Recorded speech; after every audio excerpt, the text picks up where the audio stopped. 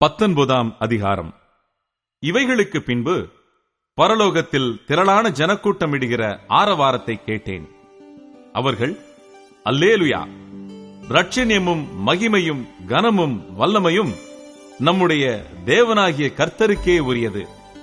அவருடைய நியாய தீர்ப்புகள் சத்தியமும் நீதியுமானவைகள். தன் வேசித்தனத்தினால் பூமியை கெடுத்த மகா வேசிக்கு அவர் நியாய தீர்ப்பு கொடுத்து தம்முடைய ஊழியக்காரரின் இரத்தத்திற்காக அவளிடத்தில் பழி வாங்கினாரே என்றார்கள். மறுபடியும் அவர்கள் அல்லேலுயா என்று சொல்லி ஆர்ப்பரித்தார்கள். அவளுடைய புகை என்றென்றைக்கும் எழும்புகிறது என்றார்கள். 24 மூப்பர்களும் 4 ஜீவன்களும் வணக்கமாய் விழுந்து ஆமென் அல்லேலுயா என்று சொல்லி சிங்காசனத்தின் மேல் வீற்றிருக்கும் தேவனை பொழுது கொண்டார்கள்.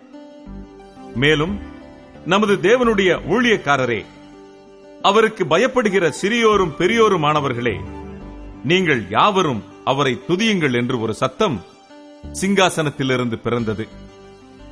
அப்பொழுது திரளான ஜனங்களிடம் ஆரவாரம் போலவும் பெருவெள்ள இரைச்சல் போலவும் பலத்த இடிமுழக்கம் போலவும் ஒரு சத்தம் உண்டாகி, அல்லேலுயா, சர்வ வல்லமையுள்ள தேவனாகிய கர்த்தர் ராஜ்யபாரம் பண்ணுகிறார்.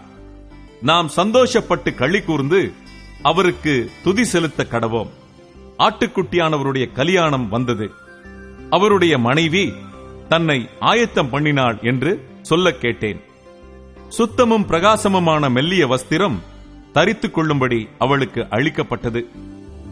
அந்த மெல்லிய வஸ்திரம் பரிசுத்தவான்களுடைய நீதிகளே.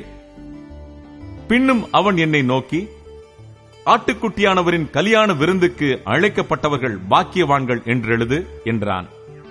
மேலும் இவைகள் தேவனுடைய சத்தியமான வசனங்கள் என்று என்னுடனே சொன்னான். அப்பொழுது அவனை வணங்கும்படி அவனுடைய பாதத்தில் விழுந்தேன். அவன் என்னை நோக்கி, இப்படி செய்யாதபடிக்கு பார், உன்னோடும் இயேசுவை குறித்து சாட்சியிட்ட உன் சகோதரரோடும் கூட நானும் ஒரு ஊழியக்காரன். தேவனை தொழுதுகொள். இயேசுவை பற்றின சாட்சி தீர்க்க தரிசனத்தின் ஆவியாயிருக்கிறது என்றான். பின்பு பரலோகம் திறந்திருக்க கண்டேன். இதோ, ஒரு வெள்ளை குதிரை காணப்பட்டது. அதன் மேல் ஏறியிருந்தவர் உண்மையும் சத்தியமும் உள்ளவர் எண்ணப்பட்டவர். அவர் நீதியாய் நியாயம் தீர்த்து யுத்தம் பண்ணுகிறார். அவருடைய கண்கள் அக்கினி ஜுவாலையைப் போலிருந்தன. அவருடைய சிரசின் மேல் அநேக கிரீடங்கள் இருந்தன. அவருக்கே அன்றி வேறொருவருக்கும் தெரியாத ஒரு நாமமும் எழுதியிருந்தது.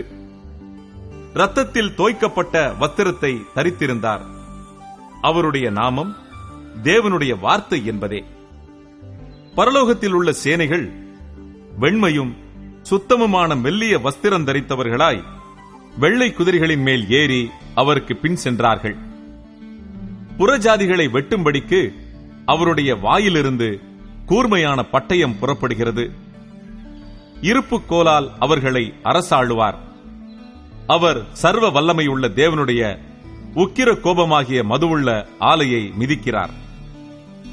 ராஜாதி ராஜா, கர்த்தாதி கர்த்தா என்னும் நாமம் அவருடைய வஸ்திரத்தின் மேலும் அவருடைய தொடையின் மேலும் எழுதப்பட்டிருந்தது. பின்பு ஒரு தூதன் சூரியனில் நிற்க கண்டேன். அவன் வானத்தின் மத்தியில் பறக்கிற சகல பறவைகளையும் பார்த்து, நீங்கள் ராஜாக்களின் மாம்சத்தையும் சேனை தலைவர்களின் மாம்சத்தையும் பலவான்களின் மாம்சத்தையும் குதிரைகளின் மாம்சத்தையும் அவைகளின் மேல் ஏறி இருக்கிறவர்களின் மாம்சத்தையும் சுயாதீனர் அடிமைகள் சிறியோர் பெரியோர் இவர்கள் எல்லோருடைய மாம்சத்தையும் பட்சிக்கும்படிக்கு மகாதேவன் கொடுக்கும் விருந்துக்கு கூடி வாருங்கள் என்று மிகுந்த சத்தத்தோடே கூப்பிட்டான்.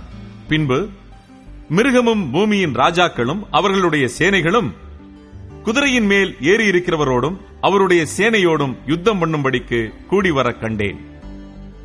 அப்பொழுது மிருகம் பிடிக்கப்பட்டது. மிருகத்தின் முன்பாக செய்த அற்புதங்களால் அதன் முத்திரையை தரித்தவர்களையும் அதன் சொரூபத்தை வணங்கினவர்களையும் மோசம் போக்கின கள்ளத்தீர்க்க தரிசியும் கூட பிடிக்கப்பட்டான். இருவரும் கந்தகம் எரிகிற அக்கினி கடலிலே உயிரோடே தள்ளப்பட்டார்கள். மற்றவர்கள் குதிரையின் மேல் ஏறினவருடைய வாயிலிருந்து புறப்படுகிற பட்டயத்தால் கொல்லப்பட்டார்கள். அவர்களுடைய மாம்சத்தினால் பறவைகள் யாவும் திருப்தி அடைந்தன.